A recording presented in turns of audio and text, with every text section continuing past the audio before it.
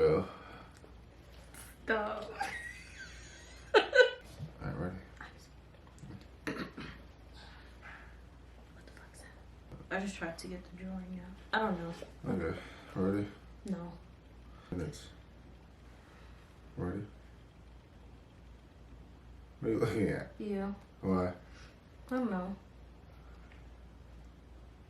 I'm saying 4 minutes because I was saying that's when... Was a woman, for example, who was intelligent and had a very good heart. She had a daughter who she adored and loved very much. One night she came home from a very bad day at work, tired, full of emotional tension, and with a terrible headache. She wanted peace and quiet, but her daughter was singing and jumping happily. The daughter was unaware of how her mother was feeling. She was in her own world, in her own dream. She felt so wonderful, and she was jumping and singing louder and louder, expressing her joy and her love. She was singing so loud that it made her mother's headache even worse, and at a certain moment the mother lost control. Angrily, she looked at her beautiful little girl and said, "Shut up. You have an ugly voice, can you just shut up?" The truth is that the mother's tolerance for any noise was non-existent.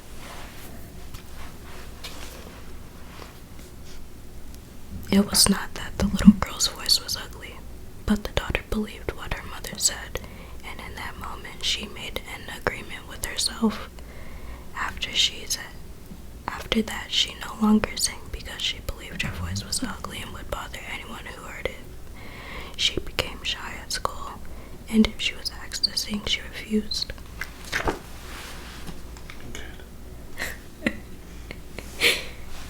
Even speaking to others became difficult for her. Everything changed in the little girl because of this new agreement. She believed she must repress her emotions in order to be accepted and loved.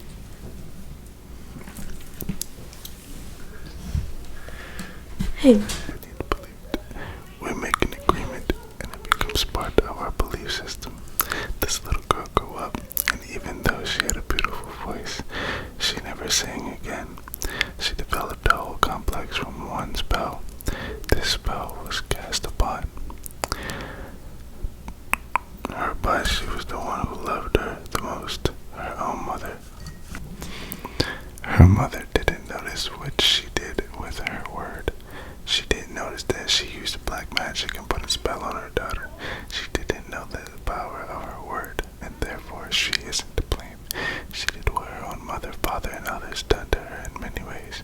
They misused the word. How many times do we do this with our own children? We give these types of opinions, and our children carry that black magic for years and years. People who love us do black magic on us, but they don't know what they do. This is why we must forgive them. They don't know what they do. Another example.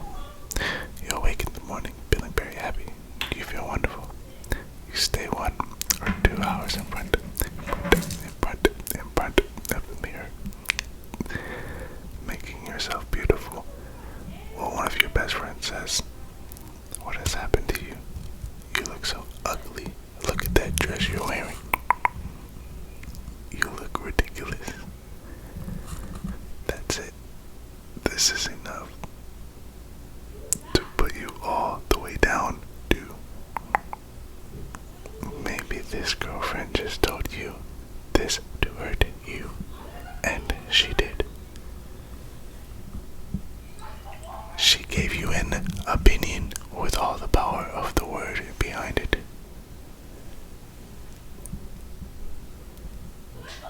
If you accept the opinion, it becomes an agreement now, and you put all the power into the opinion that the opinion becomes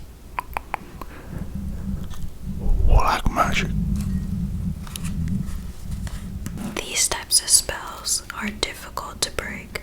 The only thing that can break a spell is to make a new agreement based on truth. The truth is the most important part of being impeccable with your word. On one side of the sword are the lies which create black magic, and on the other side of the sword is the truth, which has the power to break the spell of black magic. Only the truth will set us free. Looking at everyday human interactions, imagine how many times we cast spells on each other with our word. Over time, this interaction has become the worst form of black magic, and we call it gossip.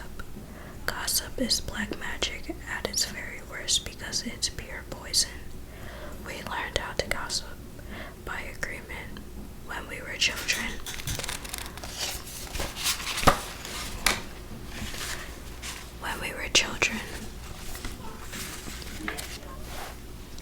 Just gossiping all the time, openly giving their opinions about other people. They even had opinions about people they didn't even know. Emotional poison was transferred along with the opinions, and we learned this as the normal way to communicate. Gossiping has become the main form of communication in human society.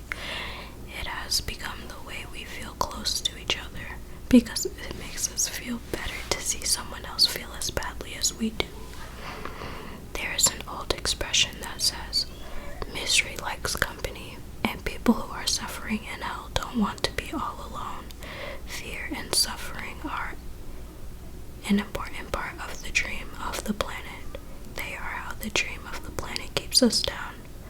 Using the analogy of the human mind as a computer, gossip can be compared to a computer virus. A computer virus is a piece of computer language written in the same language all the other codes are written in, but with a harmful intent.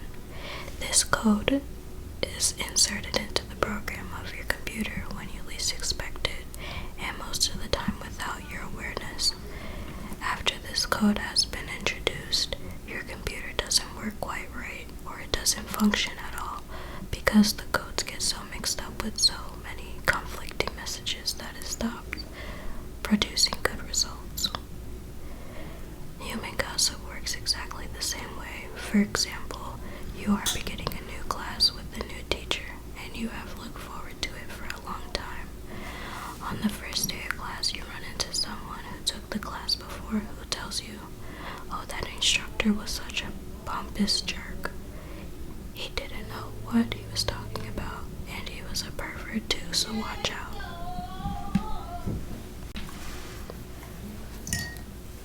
You're immediately imprinted with the word and the emotional code the person had when saying this. You feel the poison come up inside of you and you don't realize you see the teacher. You see the teacher through the eyes of the person who gave you all the gossip. Then you start talking to other people in the class about this, and they start to see the teacher in the same way as a jerk and a pervert. You really hate this class, and so you decide to drop out. You blame the teacher, but the gossip is to blame. All of this mess can be caused by one little computer virus, one little piece of misinformation. It can be broke down to communication between people, causing every person to become important, become affected, and contagious to others. Imagine that every single time that you gossip to you, they insert a computer virus into your mind, causing you to think a little less clearly every time that they imagine that to clean up your own confusion, to get a relief out of the poison. Your gossip spread the virus to someone else. Now imagine that the pattern goes on a never-ending chain, never between all humans on Earth, resulting in the world of humans who can only read the information through circuits that are cataloged with poison.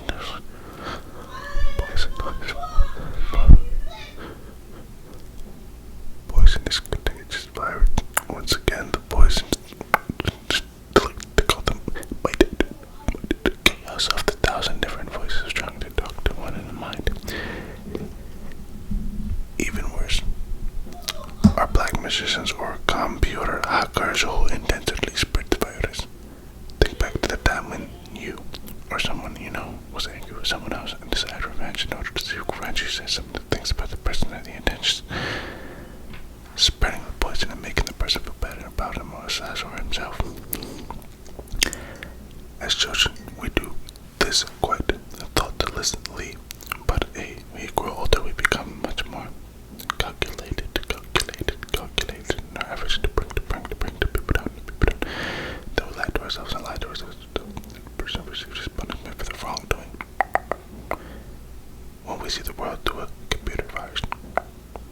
Did you justify that the cruelest behavior?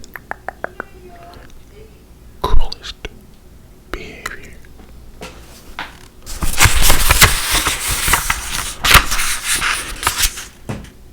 We don't see is that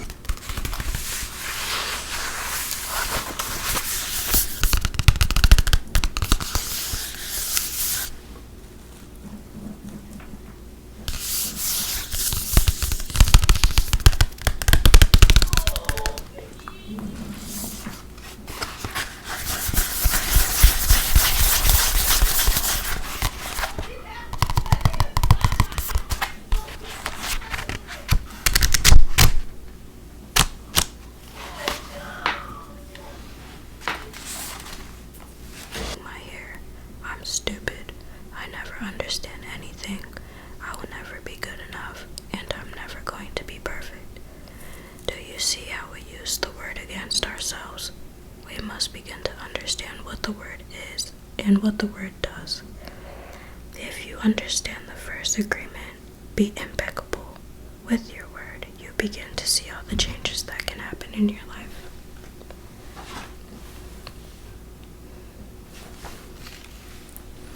No matter how many times you have gossiped about the person you love the most to gain the support of others for your point of view, how many times have you hooked other people's attention and spread poison about your loved one in order to make your opinion right? Your opinion is nothing but your point of view, and it is not necessarily true. Your opinion comes from your beliefs, your own ego, and your own dream. We create all this poison and spread it to others just so we can feel right about our own point of view. If we adopt the first agreement and become impeccable with our word, an emotional poison will eventually be cleaned from our mind and from our communication and our personal relationships, including with our pet dog or cat. Impeccability of the word will also give you immunity from anyone putting a negative spell on you. You will only receive a negative idea if your mind is fertile ground for that idea. When you become impeccable with your word, your mind is no longer fertile ground for words that come from black magic. Instead, it is fertile for the words that come from love. You can measure the impeccability of your word by your level of self-love. How much you love yourself and how you feel about yourself are directly proportionate to the quality and integrity of your word. When you are impeccable with your word, you feel good, you feel happy and at peace. You can transcend the dream of hell just by making the agreement to be impeccable with your word. Right now, I am planting that seed in your mind. Whether or not the seed grows depends upon how fertile your mind is for the seeds of love. It is up to you to make this agreement with yourself. I am impeccable with my word. Nurture this seed, and as it grows in your mind, it will generate more seeds of love to replace the seeds of fear. This first agreement will change the kind of seeds your mind is fertile for. Be impeccable with your word. This is the first agreement that you should make if you want to be free, if you want to be happy, if you want to transcend the level of existence that is hell. It is very powerful. Use the word in the correct way. Use the word to share your love. Use white magic, beginning with yourself. Tell yourself how wonderful you are, how great you are. Tell yourself how much you love yourself. Use the word to break all those teeny tiny agreements that made you suffer.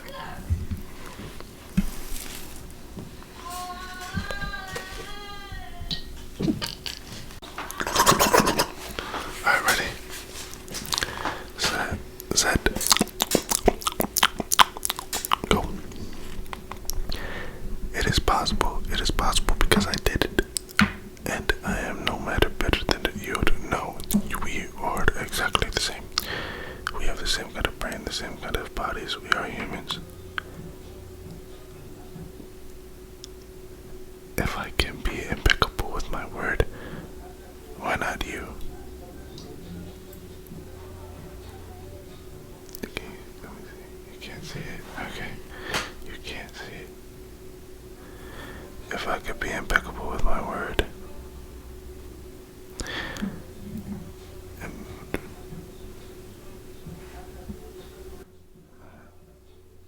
just imagine what you can create with impeccability of the word. Impeccability of you can live in heaven in the middle of thousands of people living in hell because you are.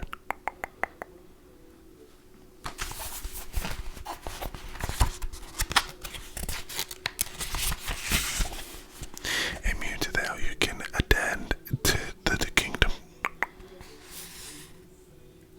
Evan, from this one agreement, be impeccable with your word.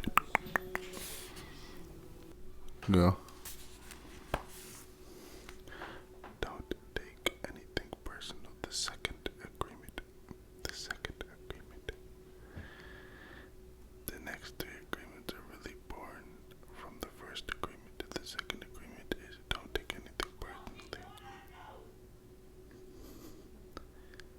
Whatever happens around you, don't take it personally. Using an earlier example, if I see you on the street, I say, hey, are you stupid? Without knowing you, it's not about you, it's about me. If you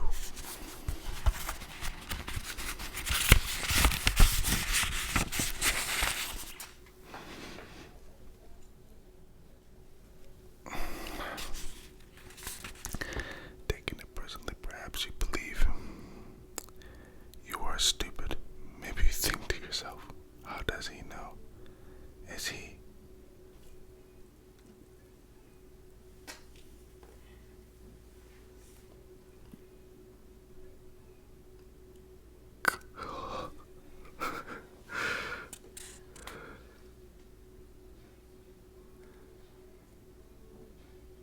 As soon as you agree, the poison goes through you, and you are trapped in the dream of hell.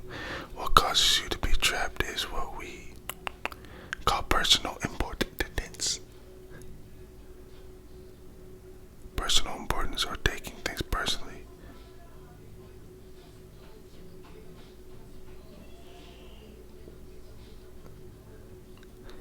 During the period of our education or our domestications, we learn to take everything personally. We think we are responsible for everything. Me, always me. Nothing other people do is because of you. It's because of themselves. All people live in their own dream, in their own mind. They're a completely different world from one we live in. When we take something personally, we make the assumption that they know what is in our world, and we try to impose our world on their world. Okay.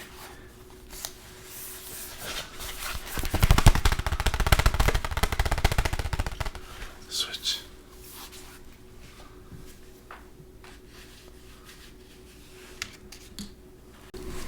Immunity to poison in the middle of hell is the gift of this agreement. When you take things personally, then you feel offended, and your reaction is to defend your beliefs and create conflicts. You make something big out of something so little because you have the need to be right and make everybody else wrong. You also try hard to be right by giving them your own opinions. In the same way, whatever you feel and do is just a projection of your own personal dream, a reflection of your own agreements. What you say, what you do, and the opinions you have are according to agreements you have made, and these opinions have nothing to do with me. It is not important to me what you think about me, and I don't take that. And I don't take what you think personally. I don't take it personally when people say, Miguel, you are the best, and I also don't take it personally when they say, Miguel, are the worst. I know that when you are happy, you will tell me, Miguel, you are such an angel. But when you are mad at me, you will say, oh, Miguel, you are such a devil. You are so disgusting. How can you say those things? Either way, it does not affect me because I know what I am. I don't have the need to be accepted. I don't have the need to have someone tell me, Miguel, you are doing so good, or how dare you do that. No, I don't take it personally.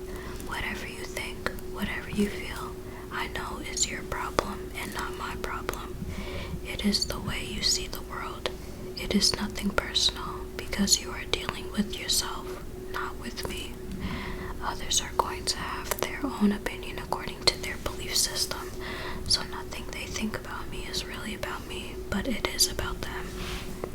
You may even tell me, Miguel, what are you saying is hurting me? What you are saying is hurting me.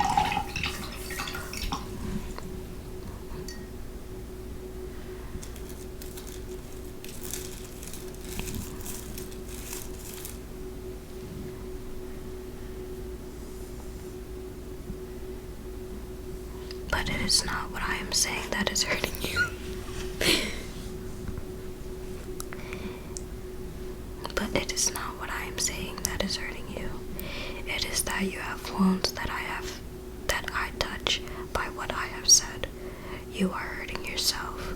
There is no way that I can take this personally, not because I don't believe in you or don't trust you, but because I know that you see the world with different eyes. With your eyes, you create an entire picture or movie in your mind, and in that picture you are the director, you are the producer, you are the main actor or actress. Everyone else is a secondary actor or actress. It is your movie. The way you see that movie is according to the agreements you have made with life. Your point of view is something personal to you. It is no one's truth but yours. Then, if you get mad at me, I know you are dealing with yourself. I am the excuse for you to get mad. And you get mad because you are afraid, because you are dealing with fear. If you are not afraid, there is no way you will get mad at me. If you are not afraid, there is no way you will hate me. If you are not afraid, there is no way you will be jealous or sad. If you live without fear, if you love, there is no place for any of those emotions. If you don't feel any of those emotions, it is logical that you will feel good. When you feel good, everything around you is good. When everything around you is great, everything makes you happy. You are loving everything that is around you because you are loving yourself, because you like the way you are, because you are content with you, because you are happy with your life. You are happy with the motive that you are producing, happy with your agreements with life. You are happy and you are happy.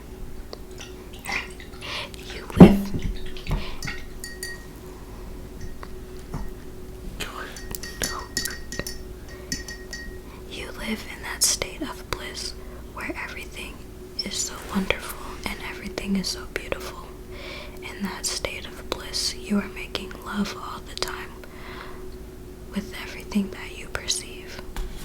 Whatever people do, feel, think, or say, don't take it personally. If they tell you how wonderful you are, they are not saying that because of you. You know you are wonderful. It is not necessary to believe other people who tell you that you are wonderful. Don't take anything personally. Even if someone got a gun and shot you in the head, it is nothing personal, even at that extreme.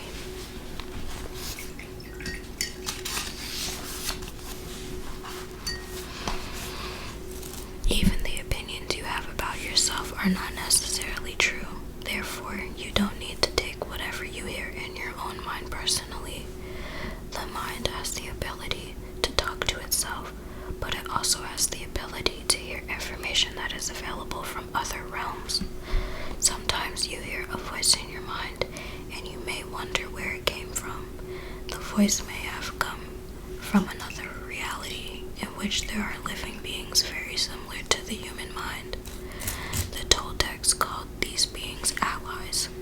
In Europe, Africa, and India, they called them the gods. Our mind also exists in the level of the gods. Our mind also lives in that reality and can perceive that reality. The mind sees with the eyes and perceives this waking reality. But the mind also sees and perceives without the eyes, although the reason is hardly aware of this perception.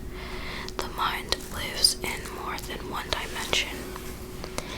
There may be times when you have ideas that don't originate in your mind, but you are perceiving them with your mind. You have the right to believe or not believe these voices and the right not to take what they say personally. We have a choice whether or not to believe the voices we hear within our own minds, just as we have a choice of what to believe and agree with in the dream of the planet.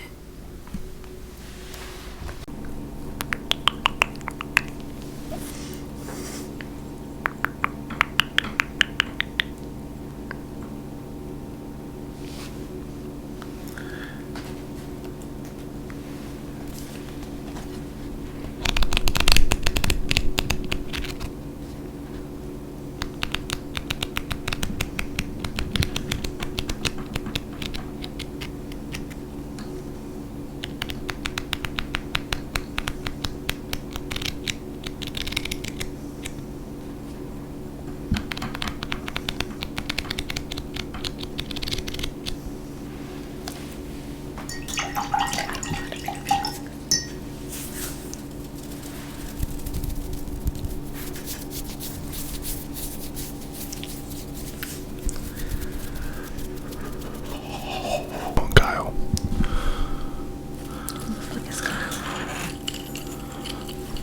So, Kyle, what I have here for you. It's not. Fuck.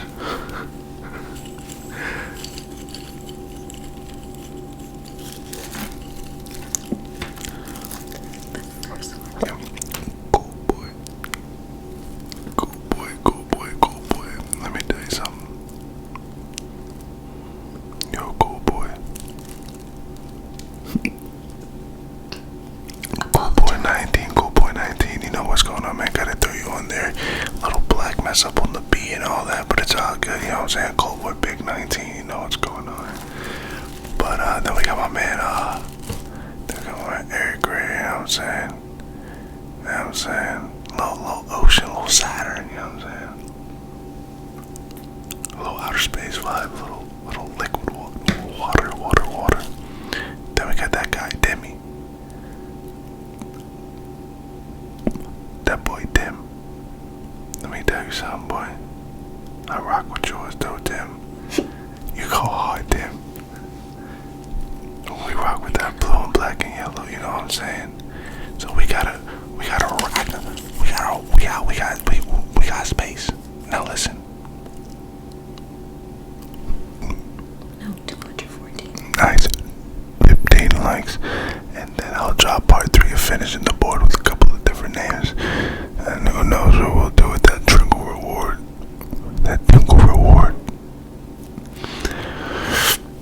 Check me out.